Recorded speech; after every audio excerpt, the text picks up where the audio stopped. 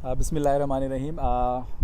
मेरा नाम डॉक्टर अबू बकर है और हम इस वक्त जावेद इकबाल साहब के साथ हैं और हम यहाँ कराची में हैं इस वक्त CPSP में।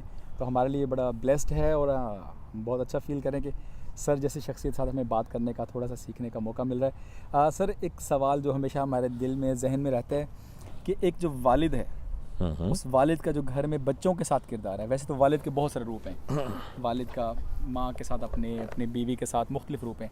तो एक फ़ादर का जो किड्स के साथ है रोल अपना, उनकी डेवलपमेंट में, उनकी परवरिश में, उनकी अपब्रिंगिंग में, हम सारा दिन हम फील कर रहे होते हैं कि हम सारा दिन काम करें जी बच्चों के लिए, और रात 10-11 बजे हम जाते हैं, पर हम एक्सपेक्ट करते हैं कि जी बच्चे हमें तंग भी ना करें और उनके रिज़ल्ट्स भी सब कुछ अच्छे हों, और जो सुबह भी बात होती है टॉपर वाली, टॉप भी कर जाएं, क्योंकि हम उनके लिए सारा दिन काम कर रहे हैं।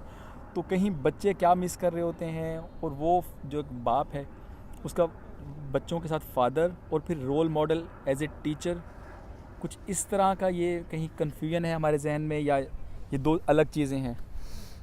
आपके कितने बच्चे हैं? 3 सर। 3। क्या उम्र है उनकी? 7 साल, 9 साल, 11 साल। आपने देखा होगा ना कि जब आप किसी सिक्योरिटी वाले जोन में जाते हैं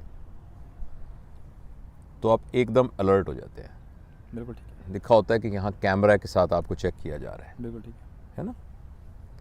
जिस वक्त आपके यहाँ एक बच्चे की वलादत हो ना, आप ये समझिए कि आपके घर के अंदर क्लोज सर्किट टेलीविज़न का एक ना कैमरे का नेटवर्क लग गया है। ठीक है। और आपकी एक एक मूवमेंट रिकॉर्ड हो रही है। एक एक मूवमेंट आपकी रिकॉर्ड हो रही है। ठीक है। ये मैं इसलिए कह रहा हूँ कि जब बच्चा पैदा होता है ना, तो पैदा होते ही उसके अंदर नॉर्मल, जिसे हम SOPs कहते हैं ना, स्टैंडर्ड ऑपरेटिंग प्रोसीजर्स, और TORs, टर्म्स ऑफ रेफरेंसेस, वो उसके कोई नहीं होते उस बच्चे के। ठीक है। उस बच्चे का कॉन्शियस माइंड होता है। इस सिलसिले में ब्रूस लिप्टन एक आदमी है, उनका आप पढ़िएगा सारा। उन्होंने बताया कि बच्चे का कॉन्शियस माइंड होता ही नहीं है। ठीक है। और जो ही वो बच्चा पैदा होता है तो समहाउ उसको पता लग जाता है कि ये औरत मेरी माँ है और ये शख्स जो है ये मेरा बाप है। और बच्चे के लिए जब भी कोई अनयूजुअल, पहले दिन की बात कर रहा हूँ, आज पैदा हुआ है, जब भी उसकी कोई अनयूजुअल बात होती है तो वो फटाफट वो माँ की तरफ देखता है और देखता है कि माँ उसको कैसी रिएक्ट कर रही है। और अगर माँ ने उसके ऊपर नागवारी का इजहार किया तो बच्चे के SOP के अंदर वो सिचुएशन एक नागवार सिचुएशन के तौर पर रिकॉर्ड हो जाएगी, फीड हो गई। और यही बाप के लिए। ठीक। बाप का जरा माँ से थोड़ा बाद में, मगर बाप का जरा माँ के बाद थोड़ा दूसरे नंबर पर। घर में चचा भी हैं, घर में दादा अब्बू भी हैं, दादी अम्मा भी, लेकिन समहाउ बच्चे को पता लग जाता है कि ये औरत जो है मेरे लिए नंबर 1 है और ये जो है ना शख्स ये नंबर 2 है। और अगर फर्ज करें ज़्यादा अटैचमेंट उसके साथ हो तो वो भी है। तो इसका मतलब है जो भी कुछ आप कर रहे हैं वो उस बच्चे के लिए एक स्टैंडर्ड नॉर्म के तौर पर रिकॉर्ड हो रहे हैं। एक तो ये बात है। अच्छा, दूसरी बात ये है कि फ़र्ज़ करें एक बाप घर में दाखिल हुआ और दाखिल होते ही उसने कहा कि मैं थका हुआ हूँ, मुझे बिल्कुल मत तंग करो, बच्चों को कहो दूसरे कमरे में चले जाएं और ज़ोर से कोई ना बोले। और अगर ज़रा सा आपकी बेगम ने कुछ कहने के लिए आपने कहा चुप करो, तुम सारा दिन जो है ना ये करती रहती हो, मैं थका हुआ आता हूँ, तुम्हारे लिए करता हूँ, मैं किस लिए ये कर रहा हूँ सारा काम, सोने दो मुझे। अम्मी कहा खबरदार अब्बू आ गए हैं कुछ। उस बच्चे के दिमाग में ये एक नॉर्मल के तौर पर परसीव हो जाएगा।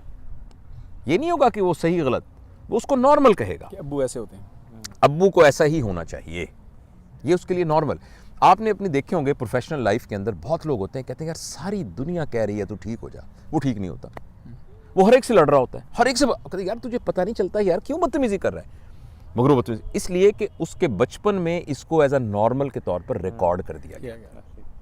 तो 7 साल जो पहले है ना सर, उसमें फ़र्ज़ करें अगर आप 2 नौकरियां कर रहे हैं तो आप 1 नौकरी कर लें। अगर फ़र्ज़ करें आप जो हैं अपने दोस्तों के साथ शामें मनाते हैं तो दोस्तों को कह दें कि भाईजान 7 साल के लिए प्लीज़ आप मुझे ब्रेक दे दें। अगर आप फ़र्ज़ करें काश मेरा वक्त वापस आ जाए, और मैंने ऐसा नहीं किया था, लेकिन आई विश कि मैं ना ये मैं सब लोगों को बता सकूं, 1 साल यानी बच्चे के पैदा होने के 7 साल तक आपका बच्चा एक टेप रिकॉर्डर से ज़्यादा कुछ नहीं है। उसमें आपने गाने भरने गाने भर लें, तिलावत भरनी है तिलावत भर लें, उसके अंदर आपने कोई और चीज़ भरनी है वो भर लें, और वो भरा जाएगा आपके कहने से नहीं, वो भरा जाएगा आपके कंडक्ट से। लिहाजा अगर आप चाहते हैं कि आपका बच्चा जो है वो लोगों को तमीज़ से बुलाना शुरू करे, तो आप अपने बच्चे को तमीज़ से बुलाना शुरू कर दें। आप अपने मुलाजिम को कहें, जो भी उसका नाम है, कोई फ़र्ज़ करें खालिद साहब ज़रा तशरीफ़ लाइए और मुझे पानी का एक गिलास पिला दीजिए। तो वो जो आपका 2 साल का बच्चा है उसके जहन में ये नॉर्मल के तौर पर रिकॉर्ड हो जाएगा। इससे कैमरा हिल तो नहीं रहा आपके पैर की वजह से, तो इससे ये नॉर्मल के तौर पर उसके दिमाग में रिकॉर्ड हो जाएगा कि मुलाजमों को मैं हमेशा आप कहकर बुलाना होता है। आपने इबादत सिखानी ना। आपने नोट किया किसी घर में आप जाएं तो वो कहते हैं बच्चों इधर खड़ो, अल्लाह मियाँ के 99 नाम सुनाओ, तो बड़ा अच्छा, हम बड़े खुश होते हैं। छोटा सा बच्चा कहता है अल्लाह, वो शुरू हो जाता है। हम कहते हैं, और हम उसको कहते हैं देखें बच्चे माशाल्लाह, बड़ी अच्छी तरबियत की इन्होंने, बहुत अच्छी तरबियत की। छोटे से बच्चे को आपने सिखा दिया। अब आपने उसकी मेमोरी के अंदर ये डाल दिया, और मेमोरी के अंदर आप कुछ भी डाल सकते हैं, ठीक है। मैं ये नहीं कहता कि बच्चों को मज़हब नहीं सिखाना चाहिए, मैं ये नहीं कह रहा, लेकिन सिखाने का ये तरीका ठीक नहीं है।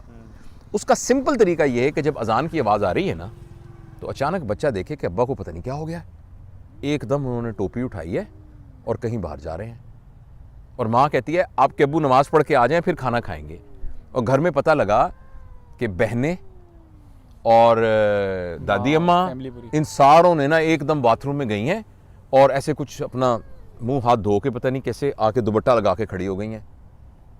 आपको उस बच्चे को कहने की ही जरूरत नहीं है कि वो नमाज पढ़े, because that will be recorded as a normal.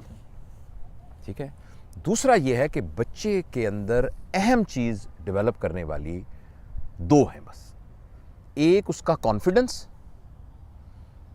और एक उसकी सेल्फ स्टीम। बच्चे की अपनी नजरों में कदर और बच्चे का अपने ऊपर एतमाद, यही हम तोड़ते हैं अमूमन, यही हम तोड़ते हैं। यूजुअली यही 2 हमारे टारगेट होते हैं, इन्हीं को तो तोड़ रहे हैं। अच्छा, ये 2 चीज़ें तय कर। और तीसरी बात यह है कि बच्चों की तरबियत के सिलसिले में आपको पता है बच्चा तरबियत कैसे हासिल कर रहा होता है? बच्चा तरबियत हासिल कर रहा होता है बोल के, और बच्चा तरबियत हासिल कर रहा होता है उछल कूद करके और अनयूजुअल एक्सपेरिमेंट कर रहे। आप कहते हैं यार इनका बच्चा बड़ा शरारती है, टिक के नहीं बैठता, उसके चुप करके बैठो, आराम से बैठो। मेरा बेटा देखो बिल्कुल, अब मैं आया हूं कुर्सी से उठा नहीं है। सब आपने अपने बच्चे को अपाहज बना दिया है, आपका बच्चा क्रिपल्ड है इसलिए नहीं उठ रहा, और जो उछल कूद कर रहा है उसके अंदर इंक्विजिटिविटी है, वो लर्न करना चाह रहा है। एक तो बच्चे को कभी चुप नहीं कराना चाहिए, चुप करो, ये बहुत खतरनाक फिक्र है। आर्गू करें, बेटा जो आप बात कर रहे हैं इसका जवाब मैं आपको देता हूं, अब्बू थोड़े से मसरूफ़ हैं, मसरूफ़ होने के बाद हम इस पर बात करेंगे। अगर आपने उसको किसी वजह से लॉजिस्टिकली चुप भी कराना है तो उसके साथ आर्गू करें। दूसरा यह है कि उस बच्चे को ना ज़्यादा पढ़ाई के चक्रों में न डालें, खुदा के लिए। बच्चे की जो लर्निंग है ना वो है एक्सप्लोर करने से। उसको लाइफ स्किल सिखाएं, उसको मेमोराइजेशन फॉर गेट मार्क्स ना सिखाएं, वो खुद ही सीख लेगा, बेफिक्र ना है, वो सीख लेगा। और बच्चे को गलती पर सजा ना दें बिल्कुल कभी। ये वो यूजुअली रिएक्शंस हैं जो हम कर रहे होते हैं। और दूसरी बात यह है कि बच्चे की सारी ख्वाहिशें ना पूरी करें कहीं एक। हाँ, और बच्चे की जब ख्वाहिश नहीं पूरी हो सकती और वो एक ऐसा एक्ट करता है जो आपने घर का एक नॉर्मल स्टैंडर्ड बना दिया है, उसको वायलेट करता है, तो उसकी जो पेनल्टी थी, जो होनी है, उसमें फिर उस पेनल्टी को नाफिज करें। मसलन आप ये कह दें कि बेटा आपने 7 बजे सो जाना है और 7 बजे के बाद ये काम नहीं करना। फ़र्ज़ करें उसने कहा है और आपने कहा बेटा अगर आपने ऐसा किया तो फिर हम इस इतवार को नहीं जा पाएंगे पिकनिक के लिए, तो फिर आपने पिकनिक पे नहीं जाना। सबसे ख़तरनाक बात ये होती है कि वालिद एक सख्त बात में, अगर तुमने यूं किया तो मैं यूं कर दूंगा, खबरदार मैं नहीं कर दूंगा, फिर उसके बिल्कुल ऑपोजिट कर दिया। अब इस बच्चे की ट्रेनिंग हो जाती है मैनिपुलेटिंग द फादर, कि उसको पता है कि ये चीज़ मिल तो फिर भी जाएगी। हाँ, तो ज़रूरी बच्चे की ज़रूरी, ये बिल्कुल नहीं कहा जा रहा कि बच्चे को जो करने दें, जो मर्जी करने दें, ज़रूरी नहीं कि आप एक घर का नॉर्म बनाएं, ग्राउंड रूल्स तय करें, उस ग्राउंड रूल्स के ऊपर उसने काम करना है। अगर उसने गलती की है तो बैठ के उसके साथ आर्गूमेंट करें। तो एज एन एडल्ट तो मैं ये ज़रूर चाहूँगा, और जो मतलब अगर कोई वीडियो को देख रहा है जिनके यंग बच्चे हैं, कि भाईजान 7 साल की उम्र में अगर आपने ये कहा ना, तुम्हारे लिए तो हम कर रहे थे, कैरियर बना रहे थे। मैं जो रात को 3-3 बजे सो रहा था, सर इस बच्चे की उसके नज़दीक कोई अहमियत नहीं है। आपके नज़दीक अहमियत होगी रात को 50,000 रुपये कमाने की, उस बच्चे की उसकी कोई हैसियत नहीं है। उस बच्चे को आपकी कंपनी चाहिए, उस बच्चे को एक प्रॉपर रोल मॉडलिंग चाहिए, उस बच्चे को ये चाहिए कि मैं सब कुछ अपना बयान करूं और इस प्रोसेस के अंदर वो लर्न करके और उसकी एक शख्सियत डेवलप हो। तो वैसे तो इस पर तो लंबी बात है, मगर ये मोटी मोटी बातें हैं जो thank you very much sir, बहुत शुक्रिया sir, Thank you. Thank you very much. अब मेरा एक सवाल अच्छा। लास्ट, उसके बाद फिर एंड करते हैं।